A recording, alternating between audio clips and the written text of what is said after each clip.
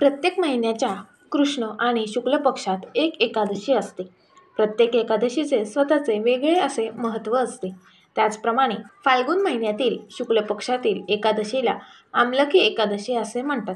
तिला आवळा एकादशी असेही म्हणतात. या दिवशी आवळ्याच्या झाडाची पूजा करण्यासोबतच भगवान विष्णूंची पूजा करणे शुभ मानले जाते. तर आमलकी एकादशीचे महत्त्व, तिथी, शुभ मुहूर्त, उपवास सोडण्याची वेळ आणि काही उपाय पाहूया. व्हिडिओ सुरू होण्याआधी तुम्ही जर या चॅनलवर नवीन असाल तर चॅनलला सबस्क्राईब करा, बेल आयकॉनवर क्लिक करा आणि त्याचसोबत व्हिडिओ आवडल्यास थँक्स बटनवर क्लिक करायला विसरू नका हा. आमलकी एकादशी व्रताचे महत्त्व. ह्या दिवशी भगवान विष्णूंची पूजा केल्याने अनेक तीर्थक्षेत्रांना भेट दिल्यासारखे पुण्य मिळते. या दिवशी भगवान विष्णूंची पूजा केल्याने मोक्षही मिळतो.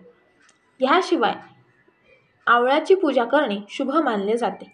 असे मानले जाते की भगवान विष्णू आवळ्याच्या झाडात निवास करतात, म्हणून ह्या दिवशी त्यांची पूजा केल्याने लोकांना सर्व प्रकारच्या वेदना आणि पापांपासून मुक्तता मिळते. आमलकी एकादशीची तिथी.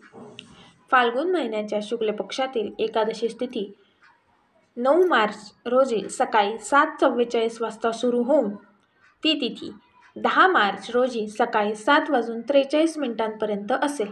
उदय तिथीनुसार 10 मार्च रोजी आमलकी एकादशीचे व्रत केले जाईल. शुभ मुहूर्त. ब्रह्ममुहूर्त पहाटे 4:59 पासून ते 5:48 विजय मुहूर्त दुपारी 2:30 ते 3:17 गोधूली मुहूर्त संध्याकाळी 6:24 ते 6:49 निशिता मुहूर्त रात्री 12:07 ते 12:55 अभिजित मुहूर्त दुपारी 12:08 ते दुपारी 12:55 अमृतकाळ संध्याकाळी 6:12 ते 7:52 आमलकी एकादशीचे व्रत सोडण्याची वेळ. पंचांगानुसार एकादशी व्रताचे पारण मंगळवारी 11 मार्च 2025 रोजी केले जाईल. उपवास सोडण्याची शुभ वेळ सकाळी 6:35 पासून ते 8:13 असेल.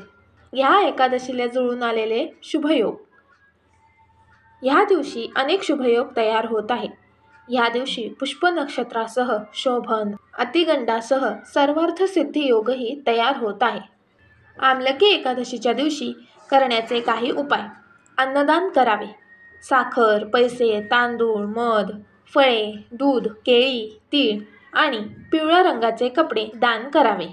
अशाच नवनवीन व्हिडिओंसाठी या चॅनलला सबस्क्राईब करा, व्हिडिओला लाईक करा आणि बेल आयकॉनवर क्लिक करा.